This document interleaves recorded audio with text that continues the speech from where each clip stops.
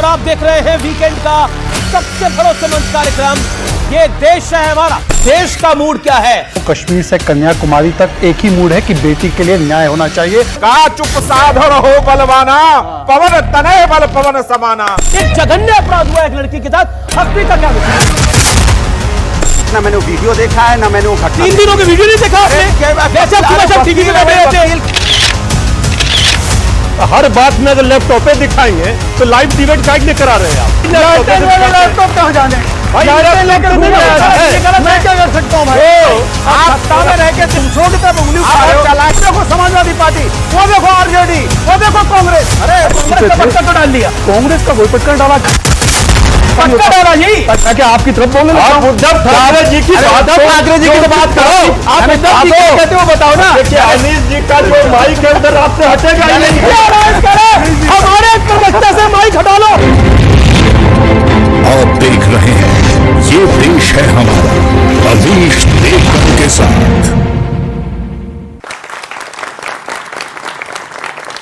नमस्कार व्यूअर्स, मैं हूं अमीश देवगन और आप देख रहे हैं वीकेंड का सबसे भरोसेमंद कार्यक्रम ये देश है हमारा। लोकसभा चुनाव के करीब 3 महीने बाद राज्यों में विधानसभा चुनाव वाला एक्शन शुरू हो गया है।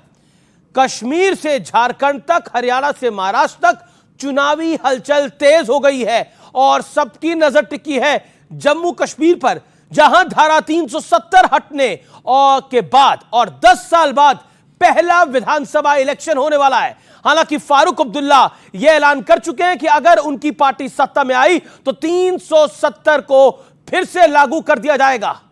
इतना ही नहीं, वो पाकिस्तान के साथ भी बातचीत की वकालत कर रहे हैं और कांग्रेस कह रही है कि हम मजबूती से फारूक साहब के साथ खड़े हैं।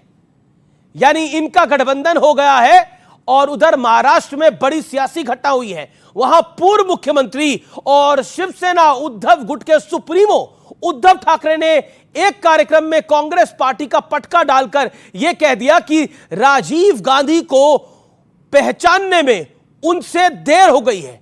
उधर झारखंड में हेमंत सोरेन को भरा झटका लगा है। उनकी पार्टी के कद्दावर नेता और पूर्व मुख्यमंत्री चंपई सोरेन ने नई पार्टी बनाने का ऐलान कर दिया है। तो आज राज्यों की चुनावी हलचल पर, जनता के मूड पर, जनता जनार्दन के बीच होगी देश की सबसे बड़ी बहस। कश्मीर से कन्याकुमारी सियासत हो रही है भारी और कुछ सर्वे भी आए हैं। वो क्या इशारा कर रहे हैं? क्या मोदी की पकड़ मजबूत है या मोदी की पकड़ कमजोर हो गई है? तमाम सवालों के जवाब ये देश है हमारा के आज के एडिशन में। –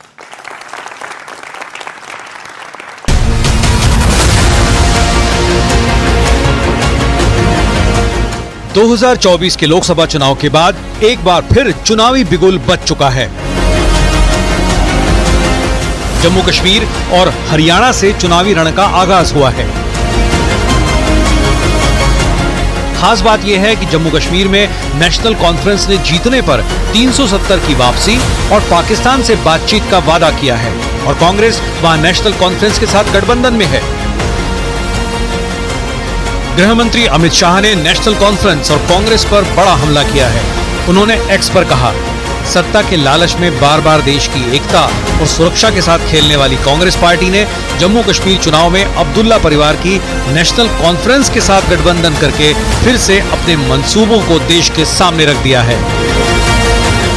गृह मंत्री अमित शाह ने कांग्रेस से 10 सवाल भी पूछे हैं। कांग्रेस ने Abdullah and sons family private limited की नेशनल कॉन्फ्रेंस के साथ गठबंधन करके फिर से अपने राष्ट्र विरोधी मंसूबों को देश के सामने रख दिया है। हमारे लिए जम्मू और कश्मीर के लोगों का रिप्रेजेंटेशन, उनका स्टेटहुड सबसे जरूरी चीज।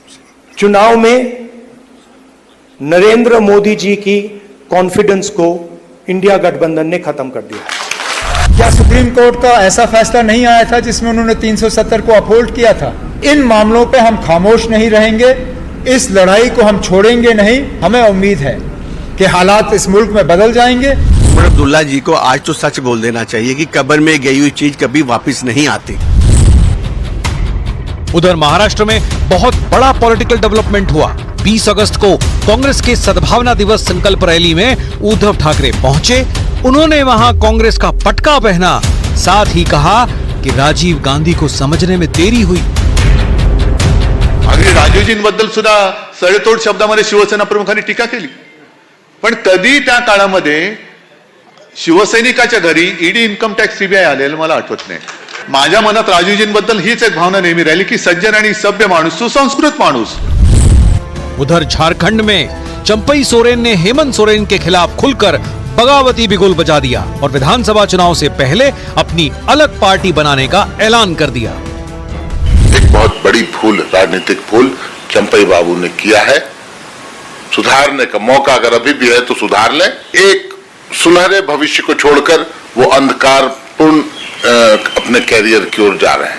आदरणीय चंपई सोरेन जी के साथ जो व्यवहार हेमंत सोरेन जी ने किया है, झारखंड मुक्ति मोर्चा ने किया है, सत्ता के लिए आदरणीय सोरेन जी का परिवार किसी भी हद तक जा सकती है। इन तमाम सियासी हलचलों के बीच बड़ा सवाल है कि लोकसभा चुनाव के बाद आई पहली अग्नि परीक्षा में कौन बाजी मारेगा। तो आज की चर्चा के 3 बड़े मुद्दे क्या हैं, आइए उनसे आपको परिचय करा देते हैं। गठबंधन के लिए विचारधारा और देश हित की अनदेखी हो रही है, मुद्दा नंबर 1। मुद्दा नंबर 2, राज्यों में चुनाव मोदी 3.0 का इम्तिहान है या इंडिया अलायंस की विश्वसनीयता का, यह एक बड़ा सवाल है। और तीसरा मुद्दा, महिला सुरक्षा क्या विपक्ष की कमजोर कड़ी बन गई है। कन्नौज, अयोध्या और कोलकाता क्या विपक्ष के लिए यह टेढ़ी कीर बन गई है, इसकी भी हम बात करेंगे, क्योंकि योगी आदित्यनाथ ने भी बड़ा बयान दिया है कि सपा सुप्रीमो बलात्कारियों के साथ जाके क्यों खड़े हो गए हैं। और आज की इस चर्चा में मेरे युवा मित्र हैं, जोरदार तालियां उनके लिए। और मेरे साथ आज एक बड़ा पैनल है इस पे चर्चा करने के लिए। शहजाद पूनावाला, भारतीय जनता पार्टी के नेता प्रवक्ता, उनका अभिनंदन है।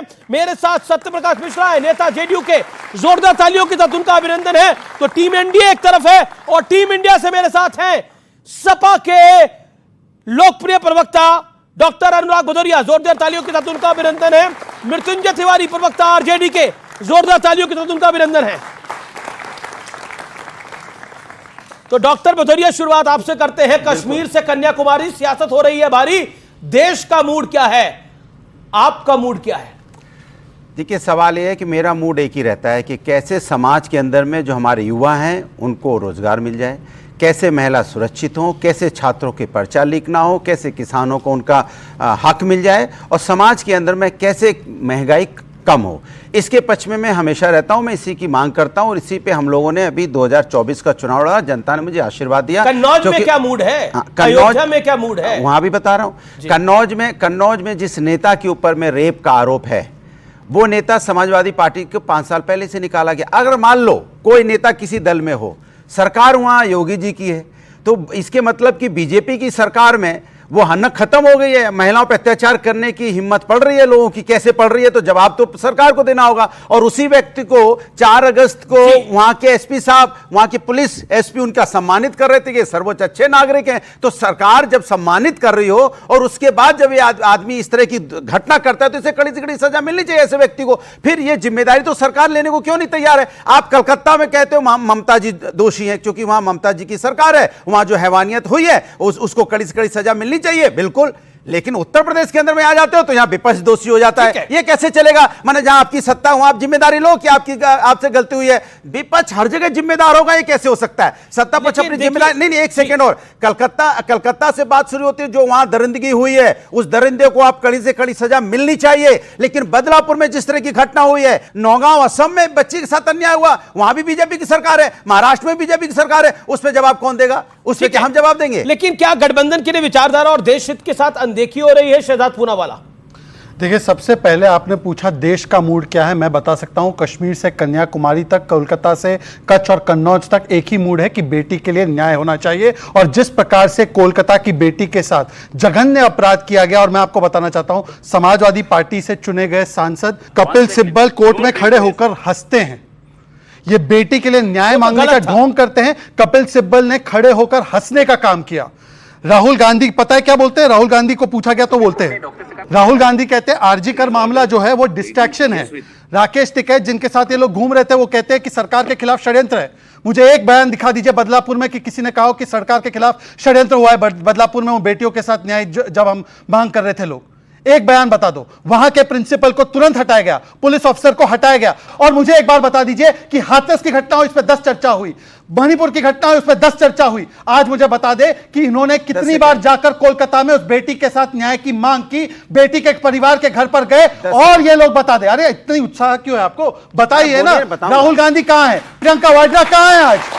और आखिरी बात, राहुल गांधी को पता होना चाहिए सुप्रीम कोर्ट, हाई कोर्ट और माता पिता ने कहा कि ममता बनर्जी सबूत मिटाओ, अपराधी बचाओ, बलात्कारी बचाओ, आवाज दबाओ, पर बेटी को न्याय मत दिलाओ कर रही है। और आज अखिलेश यादव जी पता है क्यों नहीं बोल रहे हैं? मैंने आपके लिए बताता हूं, ये इसको बोलते हैं सब लोग चुप हो जाओ।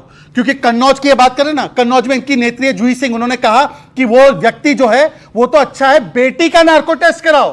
15 साल की बेटी कौन सी नौकरी मांगने आई थी? एक 12 साल की बच्ची का बलात्कार मोहित खान, इनके 65 साल के बुढ़े नेता ने किया अयोध्या में, तो उन्होंने कहा कि बेटी का डीएनए टेस्ट कराओ। ये पीडीए वाले 12 साल की निषाद समाज की बच्ची का रेप होता है तो ये बोलते हैं कि मोहित खान को पार्टी से नहीं निकालेंगे। पूछे निकाला कि नहीं निकाला? यही पहलवान महिला यहाँ पे रोड पे घसीटी गई थी जो देश के लिए मेडल जीतती हैं। आप चुप्पी मारे बैठे रहे, उनको रोड पे घसीटा गया, क्यों नहीं बोले आप? चुप्पी मारे क्यों नहीं बोले? चुप मार के बैठे रहे आपने, कोई नहीं, कुछ नहीं किसी ने बोला। और उसके बाद क्या हुआ? उत्तर प्रदेश में हाथरस की बेटी को रात के अंधेरे में आप अंतिम संस्कार पेट्रोल डाल के कर देते हो। कहां है बुलडोजर आपका? बुलडोजर कहां गया? बीएचयू में बच्ची के साथ 3 बीजेपी के आईटी सेल के लोगों ने अन्याय किया, बुलडोजर नहीं गया। उसके बारे में बात नहीं करेंगे, ये बात नहीं करेंगे, बदलापुर की नहीं करेंगे। बीएचयू में उन तीनों लोगों के ऊपर कार्रवाई हुई, जेल में है, और उसके अलावा उनको पार्टी से निकाला।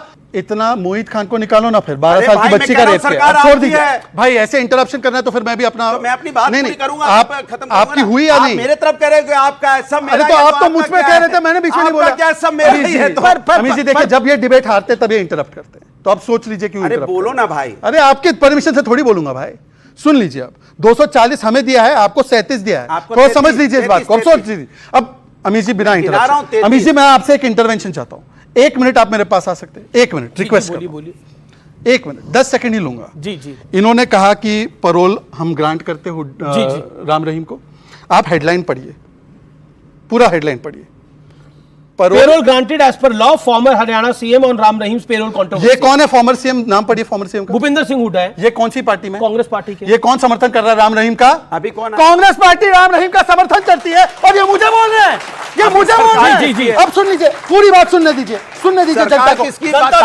सरकार ठीक है, अब आपने ओके राम रहीम विषय नहीं है। नहीं, राम रहीम विषय नहीं है। कन्विक्शन के बाद तो किसी रेपिस्ट को समर्थन नहीं करना चाहिए। ये भी हेडलाइन पढ़िए sir. Injustice done to Gayatri Prajapati Akhilesh Yadav. Convict होने के बाद, पॉक्सो एक्ट में गायत्री प्रजापति कन्विक्ट हुआ, इन्होंने कहा बेटी के साथ नहीं, गायत्री प्रजापति के साथ अन्याय हुआ। मैं चुनौती देता हूं कि बॉयज विल बी बॉयज वाली पार्टी अखिलेश यादव पर कार्रवाई करे। एक बार पूछे कार्रवाई करने के लिए। लेकिन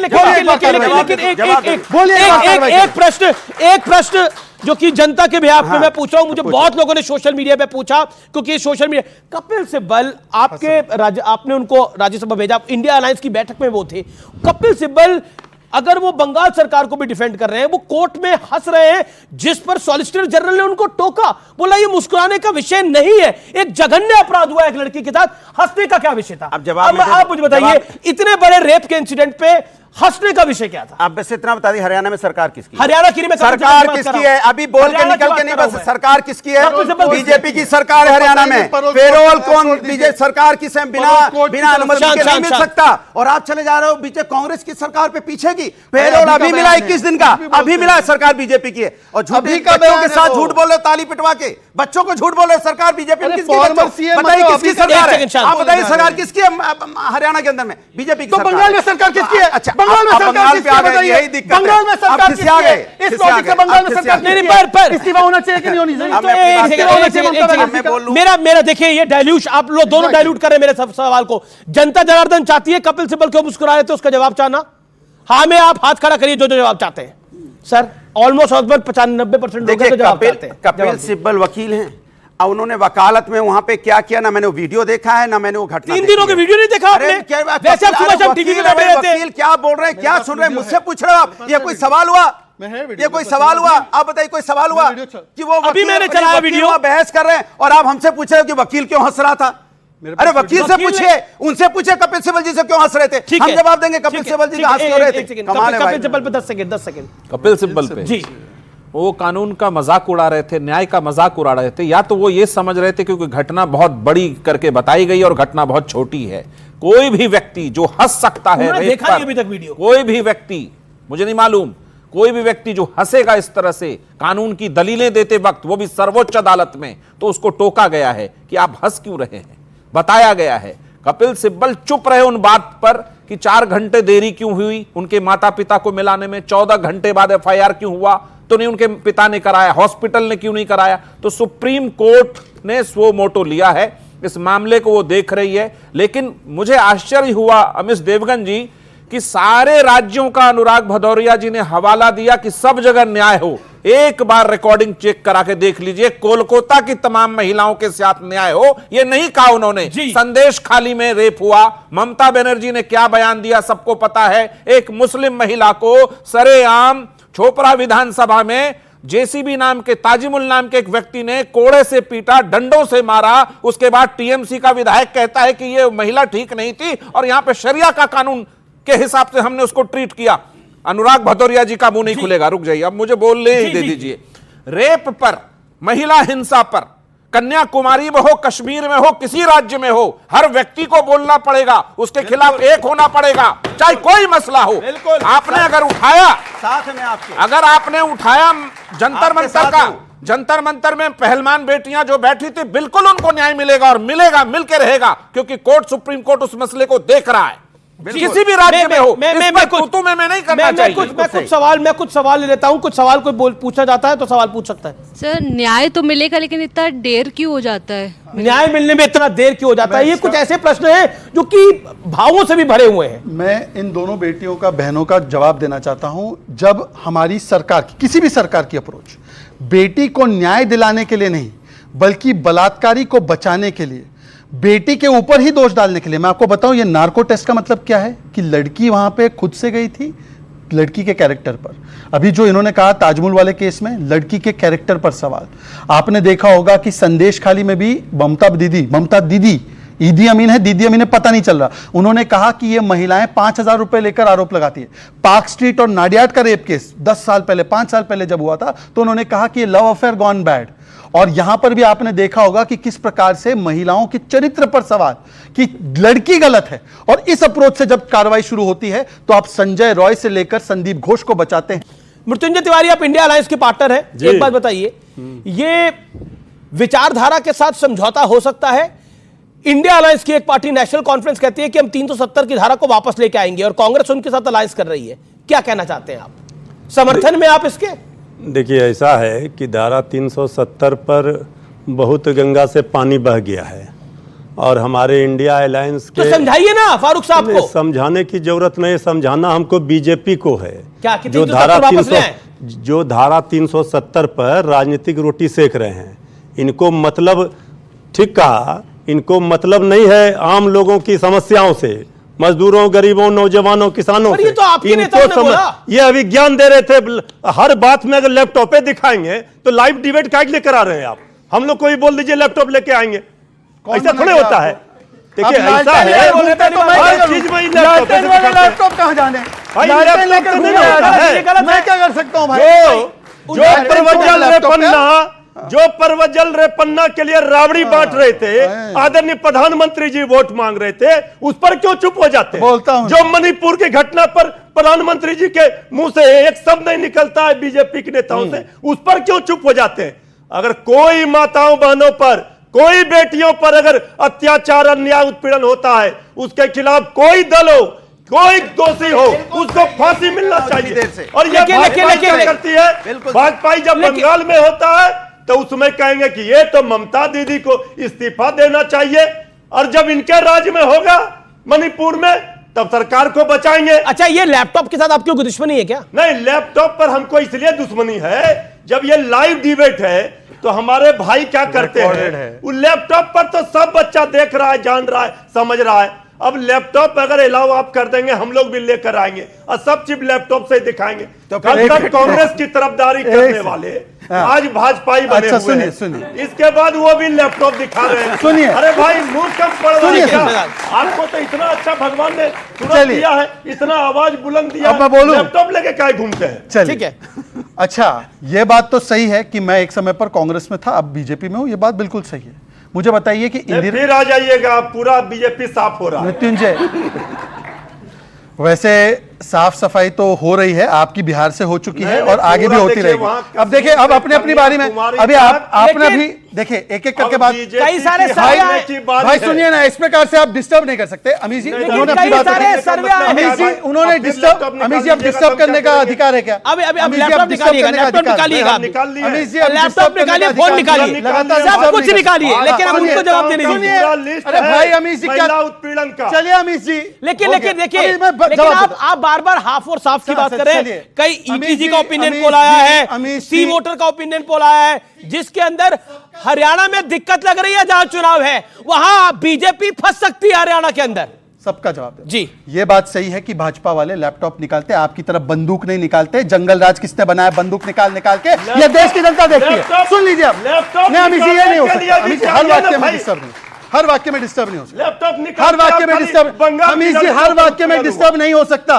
अमीश जी हर वाक्य में डिस्टर्ब नहीं कर सकते। आपने बोला, अब उनको बोलने दीजिए। अमीश जी हर वाक्य में डिस्टर्ब, मैंने आपका नाम ही नहीं लिया, आपके बंदूक वाले समझ गए, मतलब कि यही है, बंदूक वाले समझ गए। चलिए अमीश जी, तो आप मुझे कुछ भी बोले, आप मुझे कुछ भी बोले, आपने इशारा करा बंदूक, इन्होंने बंदूक क्यों निकाली? मैं बताता हूँ, मैं बताता हूँ, बंदूक लेके क्या चल रहे हैं? मैं बता रहा हूँ, हम कलम लेकर के 5 लाख नौकरी तेजस्वी यादव। अमीश जी मैं चिल्ला के डिबेट में जब आते हैं, मैं भी चिल्ला के डिबेट करूंगा। अमीश जी ये तरीका नहीं है। अब देखिए ये फ्लो को तोड़ रहे हैं, अब ये फ्लो को तोड़ रहे हैं, मैं उसके साथ अब ये फ्लो को तोड़ रहे हैं। उन्होंने 40-45 सेकंड मुझे बोला, बहुत कुछ बोला, मैंने कुछ नहीं हम तो सबसे बाद में आए हैं, मुश्किल से 3 मिनट नहीं बोला, ये करे 4। आपकी सीट 4 है, आपकी सीट के हिसाब से आपको समय मिला है भाई, मेरी 240 है, आपकी 4 है। भारी है। अरे बंदूक कोई, अच्छा ये क्लैरिफाई कर दीजिए, वो परेशान हो रहे हैं कि उनके पास बंदूक नहीं है। भाई ऐसा है, बंदूक नहीं है ना, ये दिल्ली में पुलिस आपकी, यूपी में पुलिस आपकी, कहीं ये ना पकड़े जाए। ऐसा है जी कि ईडी सीबीआई सब इनका है, पुकारे बंदूक हमारे पास है। जब आतंकी और माफियाओं के घर पर बुलडोजर चलता है तो सबसे ज्यादा आंखें इनकी नम क्यों होती है? अतीक के लिए और अंसारी के लिए। तो मुझे लगता है कि बंदूक और बंदूक वालों के साथ कौन है सबको पता है। अब मेरी बात पूरी हो जाने दीजिए, सुन लीजिए। इन्होंने कहा कि मैं कांग्रेस में था, मैं कांग्रेस से बीजेपी, बिल्कुल सही बात है। मुझे बताइए कि जब इंदिरा गांधी ने इमरजेंसी डाला तो लालू जी को जेल में डाला तो उन्होंने बेटी का नाम मीसा रखा था। जिस व्यक्ति ने अपने बेटी का नाम उस कानून पे रखा जो इंदिरा गांधी ने कानून लगाकर अपने आप को बंद करवाया था, नेता को आज उनके साथ बैठे और मुझे ज्ञान दे रहे हैं, मुझे ज्ञान दे रहे हैं। अनफेयर है। देखिए अभी टीम एनडीए से देखिए आप लोगों को लाइव पर बात हो रही है। जो मेरे इतिहास पे सवाल उठाते, अपना इतिहास बेटी का नाम मीसा रखकर उसी मीसा की जो इंदिरा गांधी के बेटे और पोतियों के साथ जाकर गठबंधन करते और मुझ पे सवाल उठाते, मुझे लगता है इतना हिपोक्रेसी लेकर कहां से आते हैं। मुझे पूरी बात बोली। आज मैं पूछना चाहता हूं, इन्होंने 370 पे आपने बात छेड़ी थी, आपको पता है ये संविधान बचाओ इनके अलायंस का नारा था ना? नहीं था। जब तक 370 लागू था, जम्मू कश्मीर में भारत का संविधान लागू नहीं होता था और भारत के हर हिस्से में वाल्मीकि समाज को अधिकार मिले, पर जम्मू कश्मीर में नहीं मिले। 370 हटने के बाद पहली बार वाल्मीकि समाज को वहां पर अधिकार मिला। ये इसके खिलाफ है क्या? और नेशनल कॉन्फ्रेंस ने कहा है, नेशनल कॉन्फ्रेंस इंडिया अलायंस में उनका कांग्रेस के साथ गठबंधन हुआ है, वो कहते हैं हम अगर जीते तो हम 370 री इंपोज करेंगे। आप पूछ लीजिए कि 370 के साथ है, 370 के खिलाफ है। सत्यप्रकाश मिश्रा की बारी है। अन्याय देखिए, अनफेयर नहीं होना चाहिए। सत्यप्रकाश, ये चुनाव देश का तो है नहीं, जम्मू कश्मीर का चुनाव है, तो 370 को वापस कैसे लेकर आएंगे? राहुल गांधी यदि ऐसा कहते हैं और उमर अब्दुल्ला भी इस बात को वहां की जनता को कह रहे हैं, तो वो जनता जम्मू कश्मीर की जनता को गुमराह कर रहे हैं, पहली बात। दूसरी बात, समाजवादी पार्टी और राष्ट्रीय जनता दल सामाजिक न्याय की पार्टी है, जिसमें दलितों, आदिवासियों और पिछड़ों को आरक्षण की बात कही जाती है। तो 370 हटने के बाद जम्मू कश्मीर में, देश में इन 3 पिछड़ी जातियों को आरक्षण का लाभ मिलना शुरू हुआ, तो इनको अपना स्टैंड 370 पे क्लियर करना होगा। हमें इस बात को स्वीकार करना चाहिए कि जम्मू कश्मीर की जनता तो के ये बोल क्यों रहे विकसित हैं? के लिए, विकास के लिए और उनकी भलाई के लिए इस बात को राहुल गांधी जी को समझना चाहिए कि ईगो पे लेके बैठे हैं वो कि 370 अगर नेहरू जी ने लगाया तो उनके खानदान में सब लोग उसको चलाएंगे। राहुल गांधी और उमर अब्दुल्ला जी भारत जोड़ो यात्रा में बर्फ खेल रहे थे, तो उसमें थोड़ा 370 भी उन्होंने राम नाम का माला जपा नहीं, 370 का जपते रहते हैं। मेरा मानना है कि जनता को गुमराह मत करिए। लेकिन क्या वाकई गठबंधन के लिए विचारधारा और देश हित के साथ अनदेखी हो रही है? क्योंकि 370 की बात करके यही बात हो रही है। क्या विचारधारा के साथ भी समझौता हो रहा है? उद्धव ठाकरे ने क्या विचारधारा के साथ समझौता करा है? यह भी बहुत बड़ा विषय है इस दौर में। संजय गुप्ता आ गए स्टूडियो, जोरदार तालियां संजय गुप्ता के लिए। शिवसेना उद्धव ठाकरे के हैं। एक सेकेंड रुक के जाइए, ये उद्धव ठाकरे जी भी समझौता कर रहे हैं क्या? समझौता अपनी विचारधारा के साथ? नहीं, देखिए उद्धव जी अपने तो कांग्रेस का पटका क्यों डाल लिया? नहीं, कांग्रेस का कोई पटका डाला, किसी साथी से हाथ मिला लेने से कोई ऐसा नहीं पटका होता। डाला जी। पटका डालने से अगर कोई किसी के फंक्शन में गया है, कोई किसी से हाथ मिला रहा है, तो इसका मतलब थोड़ी है उसने अपनी विचारधारा को त्याग दिया। चलिए अभी इसमें आगे बात होगी कि विचारधारा को त्यागा कि नहीं त्यागा। लेकिन शहजाद पूनावाला हमारे साथ है। क्या विचारधारा के साथ और साथ ही साथ देश हित के साथ समझौता हो रहा है? हमने देश हित के साथ समझौते की बात करी, विचारधारा के साथ समझौता हो रहा है। मैं आपको 3 उदाहरण दे देता हूं। ये उद्धव जी के ही साथी है और उद्धव जी ही है जो कहते थे कि कश्मीर से कन्याकुमारी तक एक भारत एक संविधान होना चाहिए और 370 हटना चाहिए। आज इन्हीं के अलायंस के जो लोग हैं, एनसी, वो कहते हैं 370 वापस आना चाहिए। पूछिए इनसे 370 हटाने के पक्ष में या उसके साथ है। दूसरी बात, दो छोटे और सवाल, दो छोटे और सवाल।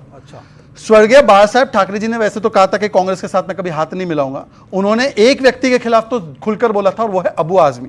अबू आजमी ने याकूब मेमन की पैरवी की थी। सुनिए।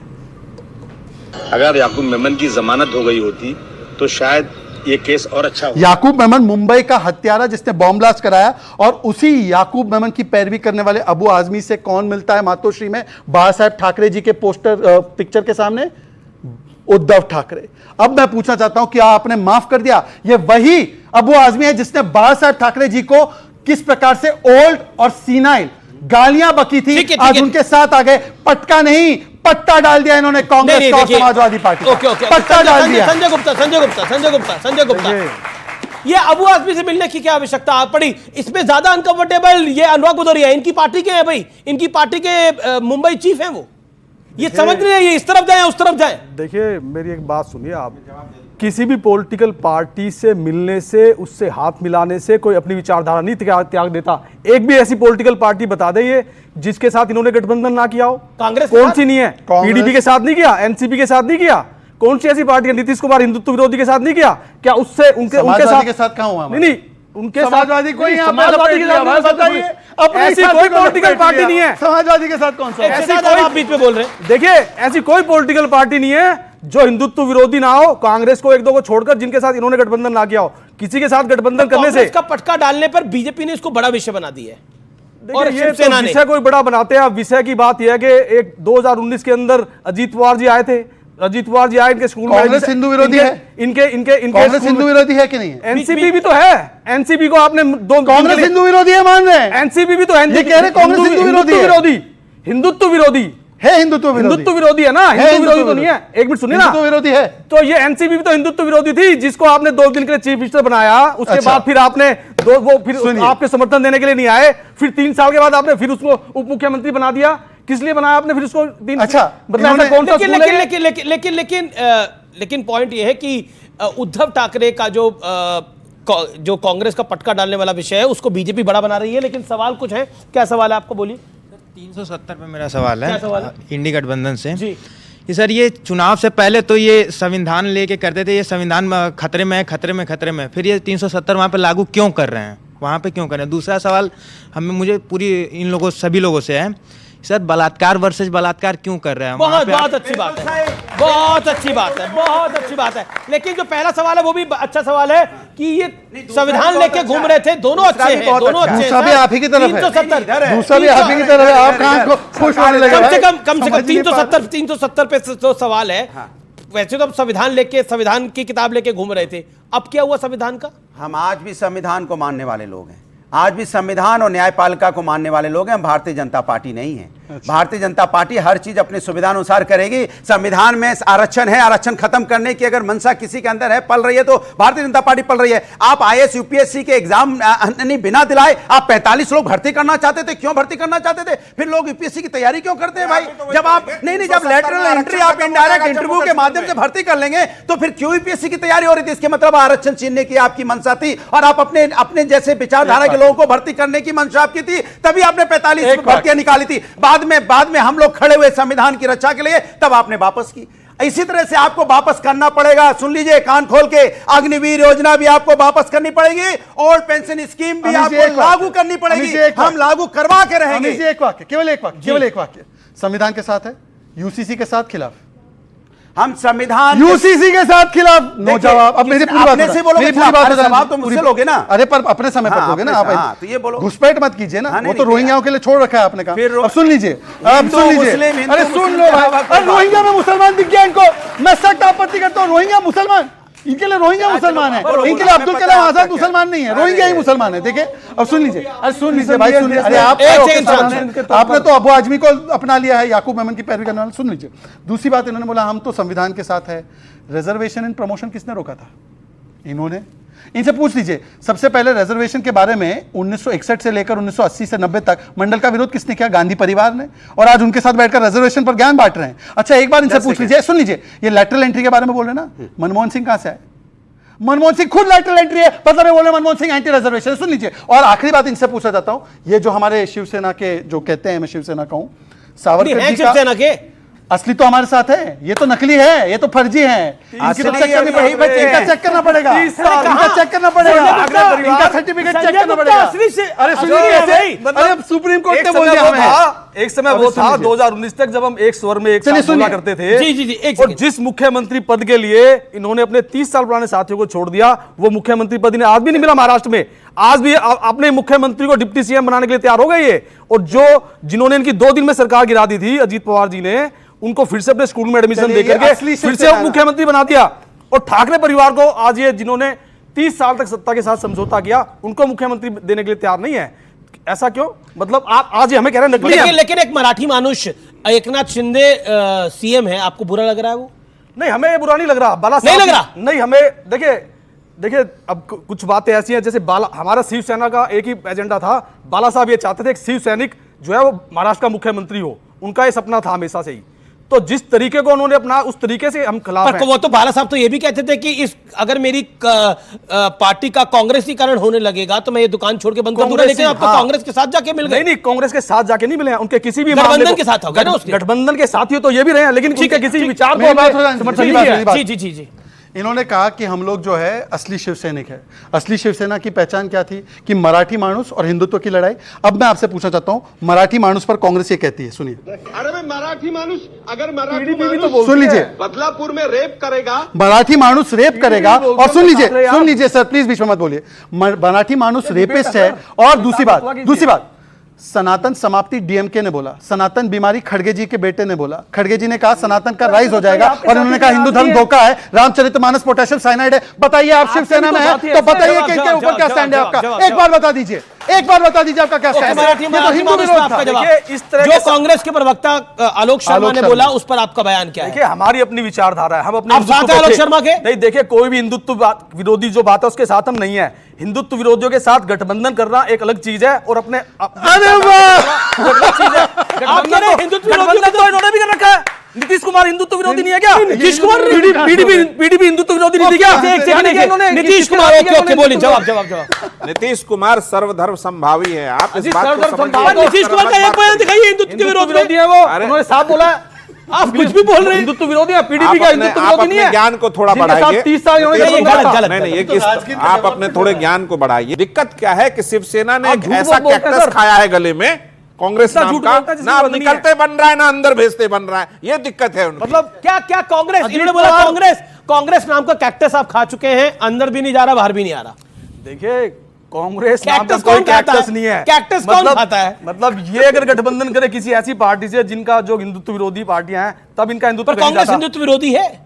कांग्रेस हिंदुत्व विरोधी है, वाह। इसका मतलब ये नहीं है, लेकिन इसका मतलब ये नहीं है कि वो देश विरोधी है। आप लोग कांग्रेस के साथ हो, माफ करिए कि लेकिन मुझे तो वो कादर खान और जॉनी लीवर की फिल्म याद आ रही है। मतलब मैं आपके साथ हूं।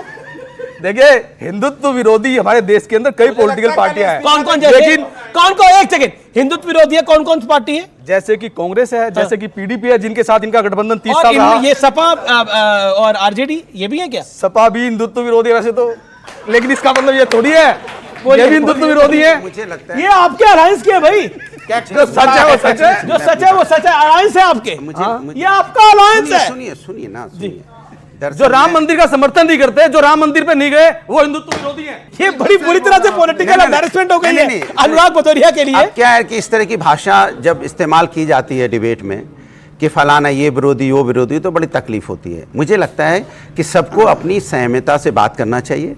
हम लोग किसी को भी ये बोलते जो भी विरोधी हो गए अपने आप को कि हम राम मंदिर का समर्थन नहीं करते, तो राम मंदिर का समर्थन नहीं करते ना, वो मूड भी नहीं चुप होने के। अरे वो चुप होने के कोई फॉर्म में सच बोल रहे हैं। वो सच क्या बोल रहे हैं उन्हें नहीं पता, वो बोल क्या रहे हैं। नहीं देखिए, ये नहीं महाराष्ट्र की पार्टी को गालियां मुझे बोलने दो ना अपनी बात। देखिए, सवाल ये है कि वो क्या बोल जा रहे हैं उन्हें पता नहीं है, लेकिन मुद्दों पे आना चाहिए हम लोग को, क्योंकि हम लोग मुद्दों से डाइवर्ट हो रहे हैं। हम बार-बार ऐसी बात सोच समझ के नहीं बोल रहे। नहीं, ऐसा नहीं है, मैं बहुत सोच समझ के बोल रहा हूँ। ऐसा नहीं है, अगर जो आदमी राम मंदिर पे नहीं जाने के लिए तैयार है, उसके प्राण प्रतिष्ठा प्रोग्राम पे जाने के लिए तैयार नहीं हुआ, वो हिंदुत्व विरोधी है। भैया गीता की कसम खा के आए हैं, ये गीता की सौगंध खा के आए हैं, जो बोलूंगा सच बोलूंगा। हाँ, सच के सिवा कुछ नहीं। वो क्या बोल रहे हैं उन्हें खुद नहीं पता। सारे जहां से अच्छा हिंदुस्तान हमारा इसलिए कहा जाता है, हम सभी धर्मों का सम्मान करते हैं, नफरत नहीं फैलाते हैं। कि नफरत फैला रहे हैं। अब आप जो है ये बुला करके इनको क्या बुलवाना चाह रहे हैं, ये हम लोग समझ नहीं पा रहे हैं। हम ये कह रहे हैं, सच बात बोल रहे हैं। ये इनके हमारे पास तो उद्धव ठाकरे की सिपाही है। अरे भाई, उद्धव ठाकरे जी ने क्या कहा सुनिए, वहां क्या कहा बताइए। ये क्या कह रहे हैं? वो कह रहे हैं राजीव गांधी को समझने में हम लोग यहाँ हिंदू मुस्लिम नहीं, हम लोग बेरोजगारी महंगाई की बात करने वाले लोग हैं।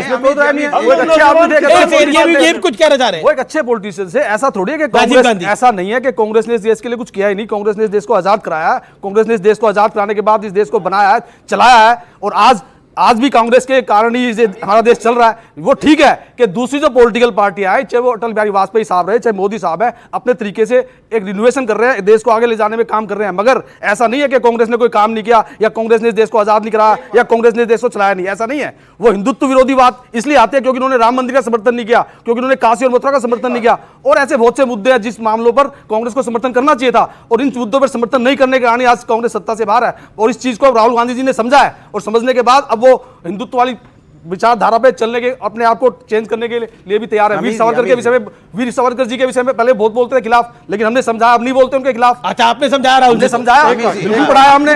अब आने के बाद अब वीर सावरकर जी के खिलाफ नहीं बोलते, समझ गए हमेशा से वीर सावरकर जी के साथ। इन्हें नहीं समझा पा रहे आप समाजवादी पार्टी वालों को? समाजवादी पार्टी भी समझेगी कि इनको हमने क्या समझा। अबू आदमी तो मिले उद्धव ठाकरे जी से, समझे नहीं क्या? किसी से मिलने से, किसी के नाम मिलने से इससे कोई बदल नहीं जाता। अब मैंने अगर इनसे हाथ मिला लिया, ये कह रहा है आपको चेक करना होगा आप किस पार्टी के प्रवक्ता है। सर, हमें चेक कर लीजिए, आप किस पार्टी के करेंगे। 5 साल हो गए मुझे, 5 साल हो गए मुझे डिबेट करते हुए, 5 साल हो गए प्रवक्ता के तौर पर आते हुए। मुझसे अब भी कई लोग पूछते हैं कि आप हो किस तरफ।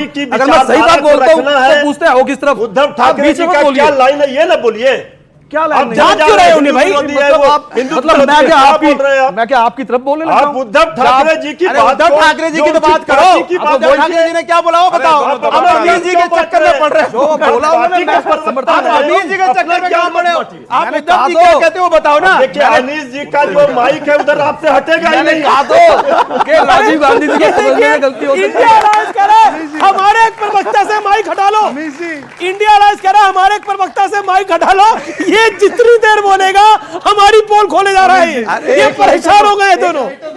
एक बात पूछना चाहता हूं, रामचरितमानस को कोई पोटेशियम साइनाइड बोले तो वो हिंदू के खिलाफ है?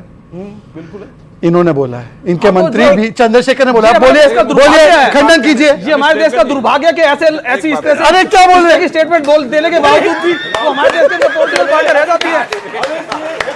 आप क्या कर रहे हैं? आप क्या कर रहे हैं? मैं तो आपसे पूछूंगा। मैं तो दोनों में से कोई आदमी एक पंक्ति सुनाकर दिखा। अरे नहीं बोल सकते, आप ही पढ़ो, पंडित है क्या? रामचरितमानस राजनीति का विषय है, ये बच्चे रामचरितमानस की 2 पंक्ति हमको धार्मिक पंडित है क्या? हमको धार्मिक पंडित है क्या? यहाँ पे ये लाइन सुनाने के लिए आए हम? इतना लंबा लंबा भाषण दे रहे हैं, आप लोग एक ही अलायंस के, हमारे अलायंस में है, लेकिन आप कहीं माइक लगा कर घबरा रहे हैं इनको। अमित जी एक वाक्य, ये क्या हो गया? वास्तव में गुप्ता जी जो विचारधारा पे चले थे, जो उनकी पार्टी जिस विचारधारा को जन्म भारत में दे रही थी और जिस पे लगातार बाल साहब ठाकरे ने काम किया, वो विचार उनमें जग गया। लेकिन संजय गुप्ता, आपसे एक सवाल है, कहीं ऐसा तो नहीं है कि आप पाला बदलने वाले हैं, शिवसेना उद्धव ठाकरे गुट से शिवसेना शिंदे गुट पे जाने वाले हैं, ऐसा तो नहीं है आपका मामला? नहीं, देखिए, हमारी पार्टी में जिस तरह से दो फाड़ हुआ और जिस तरह से 2019 के इलेक्शन में बीजेपी ने मुख्यमंत्री पद नहीं दिया और उसके बाद जो सब चलता रहा, उससे हमारी पार्टी के अंदर बहुत से लोगों में आज भी बड़ी असमंजसता है। मतलब ऐसा नहीं है कि हमने अपनी विचारधारा को छोड़ दिया या एकनाथ शिंदे जी ने छोड़ दिया या उद्धव जी ने छोड़ दिया है। सर, ये जिस तरीके से शिवसेना के विचारधारा को बता रहे हैं, ये पता नहीं किस शिवसेना के विचारधारा को बता रहे हैं, किस शिवसेना की विचारधारा को बता रहे हैं? और इंडिया गठबंधन में होके ये किस तरीके की बातें कर रही है, समझ नहीं आ रहा है, कुछ गलत चल रहा है इंडिया गठबंधन। ये कुछ गलत चल रहा है इंडिया गठबंधन में। ठीक है, कुछ और सवाल? ओके, जिसने सवाल पूछ लिया वो ना पूछे बस। सर, मेरा समाजवादी पार्टी से है, इनके नेता फैजाबाद लोकसभा से चुने गए हैं अवधेश जी। उन्होंने कहा था, उनसे बोला गया था कि जय श्री राम, सांसद जी, उन्होंने जय श्री राम ना बोला, उन्होंने कहा कि हमारी विचारधारा जग जाहिर है। मैं जानना चाहता हूँ वो विचारधारा क्या है? विचारधारा क्या है? हमारी विचारधारा है समाजवाद, हर किसी का सम्मान करना, हर जाति धर्म का सम्मान करना, हर व्यक्ति का। एक मिनट मेरी बात करें, बीच में टोकिए। धर्म मेरी आस्था का विषय है, राजनीतिक विषय नहीं है। धर्म के नाम पे हम जाके राजनीति नहीं करेंगे। धर्म मेरी आस्था का विषय है। हम तो कहते हैं रामचरितमानस में सुना सकता हूं, इनमें से कोई सुना दे। बार बार यहां पर बोला जा रहा है श्री रामचरितमानस की पंक्तियां सुनाइए, पंक्तियां सुनाइए। जूते पहन के आप श्री रामचरितमानस की पंक्तियां सुनाना चाहते हो एक दूसरे के साथ? नहीं, मैं नहीं आ रहा होने दूंगा। गलत है। सवाल यह है कि इनके नेताओं ने कहा पोटेशियम साइनाइड है, पॉइजन है, तब इन्होंने क्या विरोध किया? आपने विरोध किया चंद्रशेखर पार्टी में। और आखिरी दौर है, एक मराठी मानुष की बात है। किस बात पर कहा? वो जस्टिफाई कर रहे हैं। का चुप साधो रहो बलवाना, पवन तनय बल पवन समाना, बुद्धि विवेक विज्ञान निधाना, कौन सो कार्य कर। अब यह है क्या? रुक जाइए, सुंदर कांड में है, जब सुग्रीव कह रहे हैं हनुमान से कि आप जो है सबसे शक्तिशाली, आप ये समंदर लांग सकते हैं, आप चुप क्यों हैं? तो देखिए, कम से कम रामचरितमानस जो घर घर गाया जाता है कि करहु प्रणाम जोरी जुग पानी, सिया राम मैं सब जग जानी, तो ये प्रवचन देने के लिए नहीं। अब रामधारी से नहीं, आपने बार बार कहा है, कमाल की बात कर रहे हैं आपने, सबके सामने आपने खुद बोला श्री रामचरितमानस सुनाओ। आप बोलते हैं कि धर्म की बात मत करो, फिर बोलते हो रामचरितमानस सुनाओ, और अब कह रहे हो डिबेट कहां लेके जा रहे हो। गलत है। मराठी मानुष को लेकर जो कांग्रेस के प्रवक्ता ने बयान दिया, उसको लेकर पुलिस कंप्लेंट भी हुई है, बड़ा प्रोटेस्ट भी हो रहा है, बहुत प्रदर्शन भी चल रहे हैं। क्या आपको लगता है कि एक पूरी कम्युनिटी को, पूरे मराठियों को इस तरह से कह देना गलत है? कांग्रेस के प्रवक्ता ने एक निजी चैनल के कार्यक्रम में इस बयान को दिया। राहुल कनाल हैं, उन्होंने इस मामले पे कंप्लेंट दर्ज करी है। मिलिंद देवड़ा ने बयान दिया है। बीजेपी के कई नेता बोल रहे हैं, शिवसेना शिंदे गुट के कई नेता बोल रहे हैं। हो सकता है मुख्यमंत्री भी इस विषय पर बोले। क्या आपको लगता है? केंद्रीय मंत्री पीयूष गोयल ने बयान दे दिया है। क्या आपको लगता नहीं है मराठी मानुष को लेकर एक कम्युनिटी को पूरा बोल देना कि वो रेपिस्ट है, गलत है या सही है? आपकी राय में गलत। देखिए, आप क्या कहते हैं? बिल्कुल गलत है। आप क्या कहते हैं? के विषय में बोला जाता है कोई भी किसी भी समाज को, किसी के मैं नाम ले रहा हूं, हम कह रहे हैं कोई भी अगर ऐसा बोला है तो हम समझते हैं कि ये गलत है। लेकिन किस संदर्भ में कहा है ये भी देखना। परंतु कहां से आ गया इसके अंदर? ठीक है जी, एक वाक्य, केवल एक वाक्य। अच्छी बात की है मृत्युंजय जी ने, मैं उनका समर्थन करता हूं, पर मैं सिर्फ इतना पूछना चाहता हूं, कांग्रेस ने तो हिंदू टेरर बोला था, और इस्लामिक जिहाद कभी नहीं बोलते। कश्मीर में जो नरसंहार हुआ हिंदुओं का, उसको इस्लामिक जिहाद बोलने की इनकी हैसियत नहीं है। तब बोलते टेरर हैज नो रिलीजन, पर बलात्कारियों का धर्म होता है, लिंचर्स का धर्म होता है, और आतंकियों का हिंदू धर्म होता है। इस पर बोलिए कि किस प्रकार से आपने मराठी मानुष को गाली दी। ये सिर्फ मराठी मानुष का अधिकार नहीं है कि उसको बलात्कारी ना बोले। किस बात पे बहस हो रही है? मुद्दा बहस हो रही है कि आप बताइए अधिकारों की रक्षा कैसे होगी? सत्ता आपकी है, सरकार आपकी है, आप बताइए कैसे न्याय मिलेगा लोगों को, आप बताइए कैसे महंगाई और बेरोजगारी खत्म होगी, उस पर चर्चा ही नहीं करना चाहते आप मुद्दों पे, जनता के मुद्दों पे बात ही नहीं करना चाहते। कहां से बात कर रहे हैं, बात हो गई, चर्चा हो गई। सर पिछले 10 साल से बीजेपी की गवर्नमेंट है और जैसा कि हम देखते जा रहे हैं जहां भी आपको मौका मिलता है आप सरकार बना देते हैं, किसी के साथ भी गठबंधन कर लेते हैं। तो क्या अगर आपको मौका मिला तो फारूक अब्दुल्ला के साथ भी गवर्नमेंट बना लेंगे? सवाल फारूक अब्दुल्ला के साथ भी आप सरकार बना लेंगे?